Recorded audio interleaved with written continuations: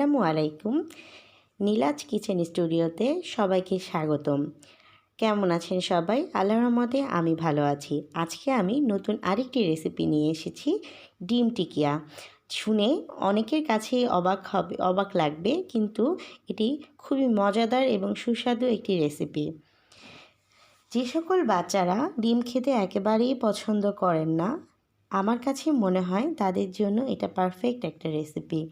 ডিম অনেকেই পছন্দ করে না, কিন্তু ডিম কিন্তু আমাদের সবারই খাওয়া উচিত, কারণ ডিমে প্রচুর পরিমাণের প্রোটিন আছে, যা আমাদের মানবদেহে খুবই দরকার। এই রেসিপিটি আমার কাছে মনে হয় যারা টিকিয়া টেস্ট করে দেখেছেন, কোনো অংশে তার থেকে খারাপ লাগবে না। আমার কাছে খুবই ভালো লেগেছে, যার কারণে আপনাদের কাছে শেয়ার করলাম। খুবই অল্প কিছু উপকরণ দিয়ে আমি এটা তৈরি করছি। আমি এখানে দুটো সেদ্ধ ডিম খুব ভালো করে সেদ্ধ করে নিয়েছি। 1 টেবিল চামচ পেঁয়াজ কুচি, নিয়েছি 1/2 টেবিল চামচ মরিচ কুচি, কাঁচা মরিচ কুচি, এবং পাশাপাশি নিয়েছি ধনিয়া পাতা এবং পুদিনা পাতা মিক্সড করে কুচি করে নিয়েছি 1 টেবিল চামচ, নিয়েছি পরিমাণ মতো লবণ। এখন এগুলোকে আমি হাতে খুব ভালো করে কচলে নিব, যতক্ষণ পর্যন্ত নরম না হচ্ছে। খুব ভালো করে কচলে নিতে হবে। দেখুন, আমি খুব ভালো করে এগুলোকে একসাথে কচলে নিয়েছি। এখন আমি ডিমগুলোকে ভর্তার মতন করে ভেঙে নিচ্ছি। যতটুকু সম্ভব ডিমটাকে ভালো করে মিহি করতে হবে।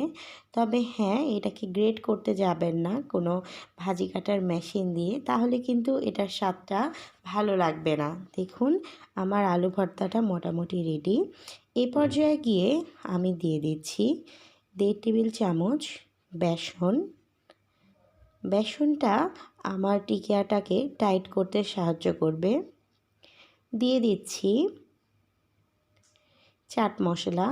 এটা অপশনাল, এটা বাসায় না থাকলেও আপনাদের কোনো সমস্যা নেই। আমার বাসায় ছিল, যার কারণে আমি আলাদা একটা ফ্লেভার আনার জন্য দিয়েছি। দিয়ে দিচ্ছি 1/2 চামচ গরম মশলা গুঁড়া। দিয়ে দিচ্ছি সরিষার তেল 1 টেবিল চামচ পরিমাণের।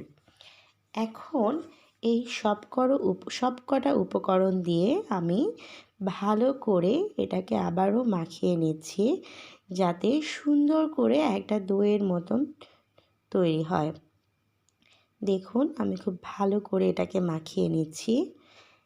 আমার মাখানো হয়ে গিয়েছে। এখন আমি 2 হাতে একটু তেল দিয়ে এটাকে টিকিয়ার শেপে নিয়ে এসেছি। দেখুন, আমি এটাকে জাতা দিয়ে টিকিয়ার মতন করে বানিয়ে নিয়েছি সবগুলো। দেখুন, আমার সবগুলো টিকিয়া বানানো হয়ে গিয়েছে। পাশেই আমি চুলায় তাওয়ায় তেল বসিয়ে দিয়েছি।